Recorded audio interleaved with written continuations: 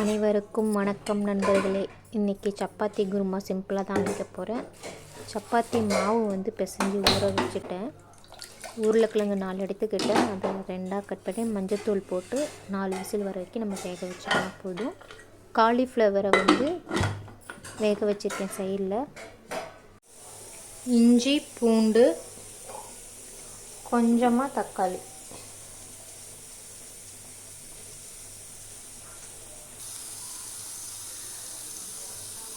காலிஃப்ளவரில் மஞ்சத்தூள் கொஞ்சோண்டு உப்பு போட்டு தண்ணியில் வச்சு கொதிக்க வச்சுருக்கு. உருளைக்கிழங்கு வெந்துக்கிட்டு இருக்கு.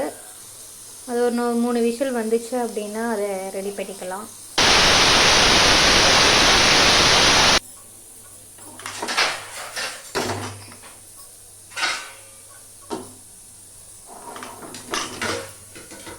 உருளைக்கிழங்கு ரெடி ஆயிடுச்சு.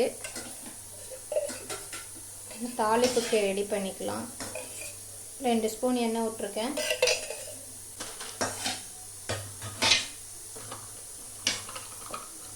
பட்டை சோம்பு என்ன இருக்கோ அதை போட்டுக்கலாம். லவங்கம் 4 போட்டிருக்கேன். அன்னாச்சி பூ 1 போடுறேன். கொஞ்சமாக கசகசா,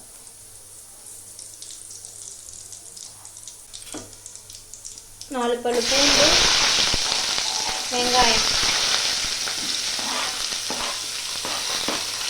2 பெரிய வெங்காயம் போட்டிருக்கேன். பூண்டு வெங்காயத்தையும் வணக்கிக்கலாம்.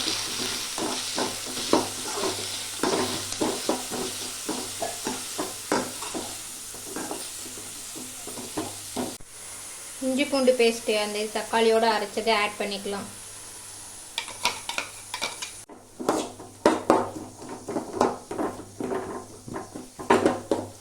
பச்சை வாசம் போகிற வரைக்கும் கொஞ்சம் அது நல்லா வணங்கட்டும். தக்காளி ஆட் பண்ணிக்கலாம்.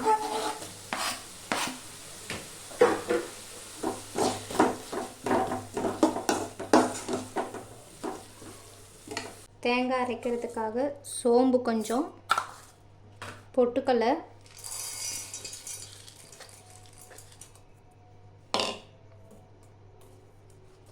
தேங்காய் போட்டு அரைச்சி எடுத்துக்கலாம்.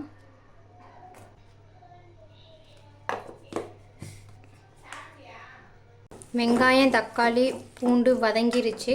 மசாலா ஆட் பண்ணிக்கலாம். மல்லித்தூள் 1 ஸ்பூன் ஆட் பண்ணியிருக்கேன்.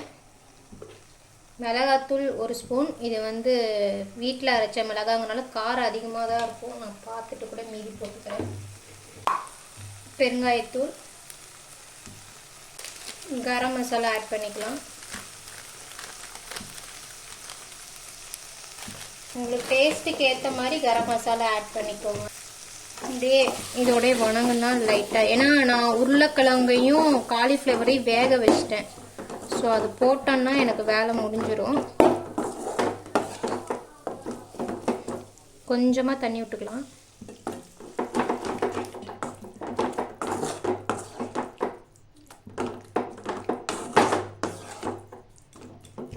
மசாலா லைட்டாக வேகட்டும். உருளைக்கிழங்கு காலிஃப்ளவர் அப்படியே ஆட் பண்ணிக்கலாம். நான் மஞ்சத்தூள் போடல, ஏன்னா காயில் அதிகமாக போட்டிருக்கோம். ஸோ பார்த்துட்டு போட்டுக்கலான்ட்டு நான் மஞ்சத்தூள் கம்மியாக தான் போட்டிருக்கேன். கிளறிக்கலாம்.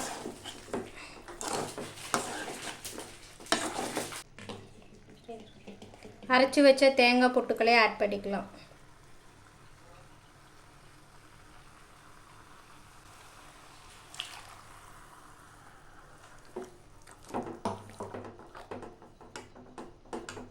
தண்ணி ஆட் பண்ணிக்கலாம். தண்ணி வேணுங்கிற அளவுக்கு நான் ஆட் பண்ணிக்கிட்டேன். மசாலாவும் காயும் சேர்ந்து ஒரு கொதி வந்தால் சிம்பிளான குருமா ரெடி. வேலை கம்மி. 2த்தையும் வேக வச்சாச்சு. ஸோ அதனால் நமக்கு காய் வேகணும்னு அவசியம் இல்லை. உப்பு போட்டுக்கலாம். காயில் உப்பு அத்தை போட்டிருக்காங்க. ஆக்சுவலி காலிஃப்ளவர் அத்தை தான் ரெடி பண்ணாங்க. ஸோ உப்பு நான் கம்மியாக தான் போட்டிருக்கேன். நான் பார்த்துட்டு வேணா ஆட் பண்ணிக்கிறேன். மஞ்சத்தூள் கொஞ்சமாக ஆட் பண்ணிக்கிறேன், ஏன்னா கலர் இல்லை. வெள்ளையாக வேணுன்னா நம்ம மஞ்சத்தூள் போடாமல் நம்ம வெள்ளை குருமாவாக வச்சுக்கலாம். ஸோ நான் இன்றைக்கி எப்பயுமே இப்படியே சாப்பிட்டு பழகினதுனால அப்படியே வைக்கிறேன். வெள்ளை குருமாவும் வைப்பேன். ஸோ நெக்ஸ்ட் டைம் ஷேர் பண்ணுறேன் உங்களுக்கு.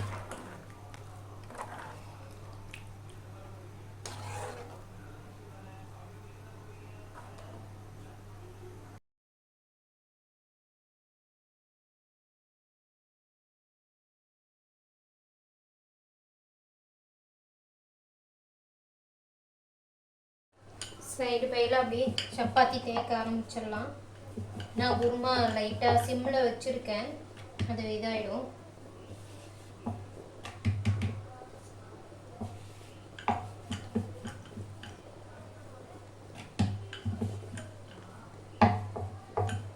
சப்பாத்தி எப்படி வேணாலும் செஞ்சுக்கலாம், சுட்டுக்கலாம், சாப்பிட்டுக்கலாம். ஆனால் குருமா மட்டும் டேஸ்ட்டாக இருந்தால் மட்டும்தான் சப்பாத்தி உள்ளே இறங்குது. ஸோ குருமா டேஸ்ட் பண்ணிட்டேன், சூப்பராக தான் இருக்குது டேஸ்ட்டு. ஸோ நீங்களும் இந்த மாதிரி ட்ரை பண்ணி பாருங்கள், டேஸ்ட்டு சூப்பராக இருக்குது. நுரை கட்டிடுச்சு, இன்னும் கொஞ்சம் இதானால் ரெடி ஆயிடும். சைடு போய் அப்படியே சப்பாத்தி போட ஆரம்பிச்சாச்சு. குருமா ரெடி ஆயிடுச்சு. மேலே அப்படியே கொத்தமல்லி போட்டுட்டு இறக்கிடலாம், அவ்வளோதான். நைட் டின்னருக்கு ரெடி ஆயிடுச்சு.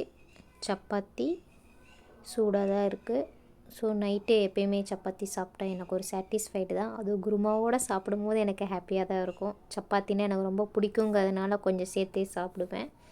காலிஃப்ளவர் உருளைக்கிழங்கு பொரிச்ச குருமா டேஸ்ட்டு சூப்பராக இருக்குது. ட்ரை பண்ணி பாருங்கள், மிஸ் பண்ணாதீங்க, உங்களுக்கும் ரொம்ப பிடிக்கும். இந்த மாதிரி சிம்பிள் vlogs பார்க்கணும் அப்படின்னா என்னோடய சேனலை ஃபாலோ பண்ணுங்கள், லைக் பண்ணுங்கள், கமெண்ட் பண்ணுங்கள். தேங்க்யூ.